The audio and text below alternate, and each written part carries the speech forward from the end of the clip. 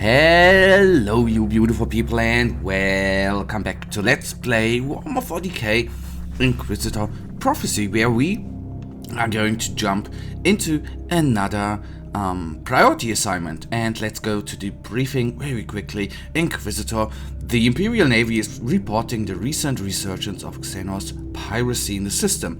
A slaver raid is to be expected at the target site.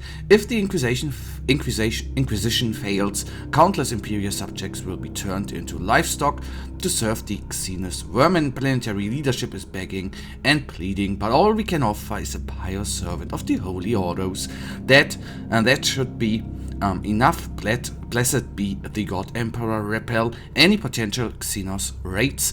As always, the biggest challenge is to predict where the Drukhari will strike. The following options are available to aid your efforts, or our efforts. Reduce military presence in one particular region to make it a more inviting target. Order data servants to analyze real space distortion. Establish a psychic sensory network using psi-sensitive citizens in the region. That sounds nice. And then let's see what the first mission is going to be. Neurospheric predictions turned out to be accurate. The Drukhari raid has commenced. Red alert. The fall Xenos launch a raid at a strategic installation. And now we see it's going to be a purge. Very nice. And I created the priority assignment in extreme, so +3 difficulty, hence the 84 over here. Subject to Drukhari raid planet Ferra 4. The first raid occurred on the site of a strategic installation. The Xenos sent a relatively small force, but they fight with devastating efficiency. Imperial units have been overrun after a brief but futile attempt at resistance, but they managed to send out an early warning: leave no Drukhari alive, Inquisitor.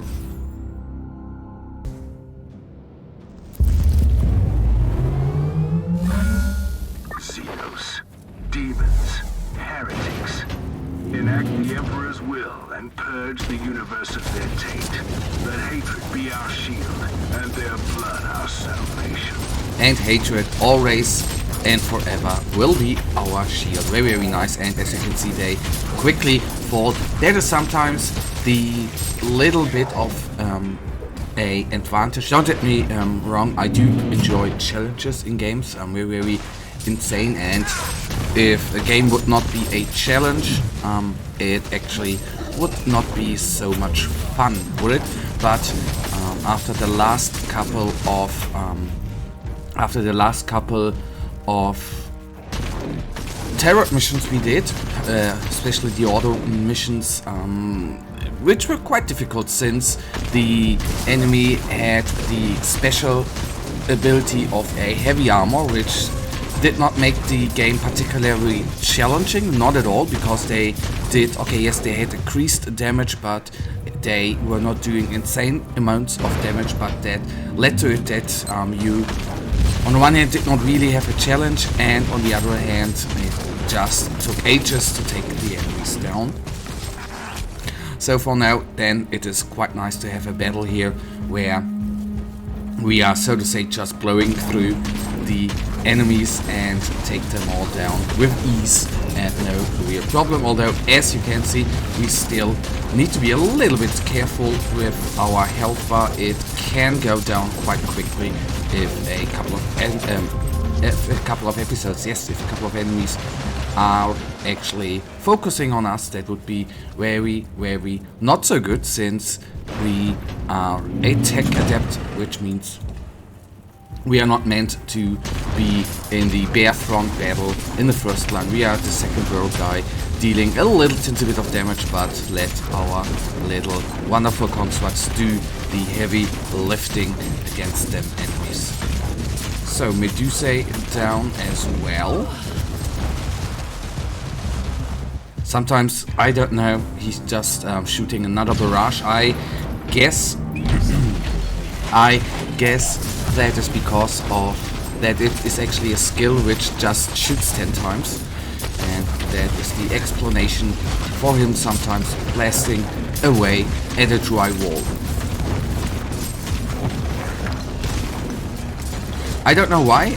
The enemy is heavily focused on our character, which in that moment meant I needed to retreat a little teensy bit. So Medusa is the elite enemy here, the champion, so to say. But down she is. Quick look inside. No enemy, no chest, no enemy, nothing. It's only a little waste of time. So we have nearly taken down half of the enemies, which is quite a nice feeling, since that means we are nearly, well, not nearly, but we are straight going to the big room where we are, so to say, facing the last enemy of this mission, which is going to be a Talos or a Kronos, as it is the usual stuff when you face Drukari. That is most times the enemy, the end enemy, the boss enemy, so to say. That's the weird part. I don't know whether there even is a probability, but we are not in every mission, actually not in every purge, having a last big fight against an enemy. Against Rebel Guardsmen, for example, it is oftentimes a Leman Russ or a Sentinel.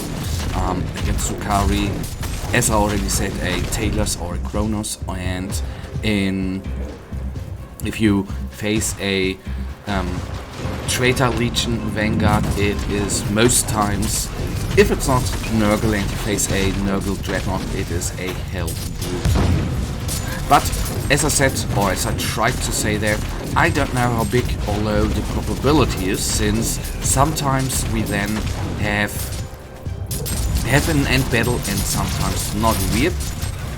Weirdly enough, our big dude is down. That is not happening very often, since he has a regeneration rate, quite a high regeneration rate, and against the enemy he fought there is actually not the most damage dealing enemy in this game. That is the little weird part here.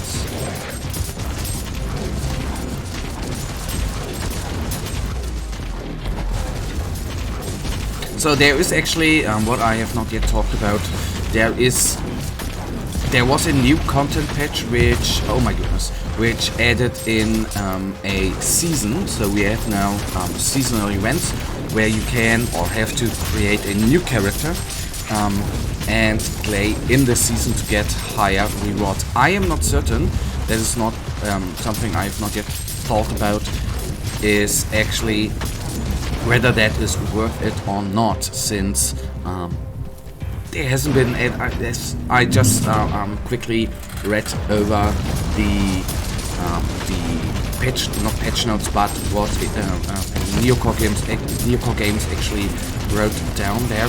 I don't know whether that is absolutely worth it to play. Okay, there's a succubus, which everyone should actually focus on. Whether it is worth playing the campaign again, since we have already played it 2 times. There I am, at least I meant with 2 times, we played it 2 times on this channel in the Let's Play, so I'm not certain whether I am going into the seasonal content or not. That is something I am going to think about in the next couple of days. The Trap Bolter, as you see, you need to be very, very careful with this class. It does a good amount of damage. So we are in the room before the last room. That is very, very nice. We are a little bit surrounded, which is not great, since our suppression resistance is quickly taken down. And what I didn't calculate into the equation is that we don't have the tank available, which is just now back.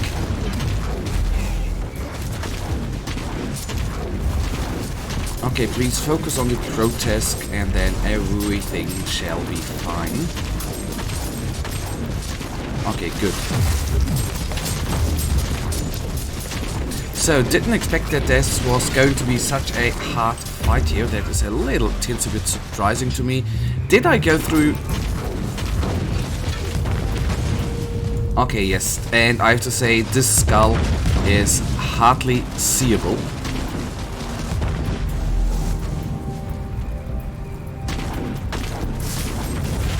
So I expect there to be a large horde in the last room, since the bar is very, very low and there was yet not the countdown to, well, only 20 enemies remain. So I am expecting a larger horde come. Oh, maybe not.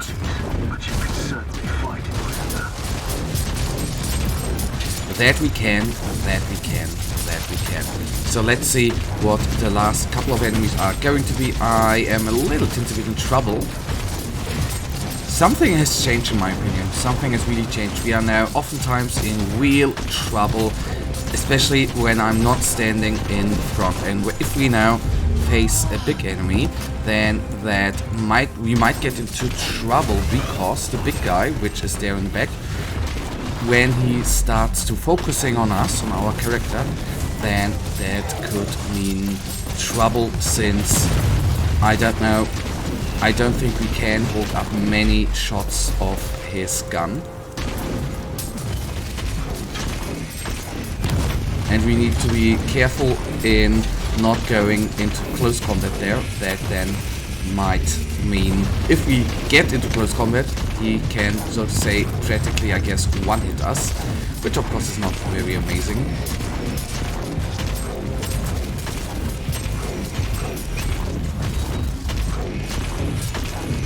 Come on, Scourge, just die, please. And now everything can focus on this one, which already has lost a couple of HP, but now, since all constructs are actually engaging him, you can see his HP drops down very quickly, and the good part is he's even losing his suppression resistance, which means he can't hit that often anymore. 20,000 HP remain, that is oh so amazing. But we lost the big guy. Honestly, I was actually hoping that this priority assignment is going up against Eldari, since I read Pirates, since it feels like in every priority assignment we play, most times it is Kari. As I always like to say, I tend to like to have different kinds of enemy to face, which is more pleasing to my little eyes. Okay, this dude is gone. Nice. You gave them death. Oh, yes, that we did. My compliments. And now we can, or we will take a quick look at the at the debriefing, which is going to come up very, very soon, and then we see what is going to happen next. You have successfully disrupted the Xenos raid, Imperial losses are high, and the Drukhari will certainly be back for more. Operation successful, fresh developments are being unloaded into your tactical sensorium as we speak. A group of Drukhari raiders are trapped in the real space.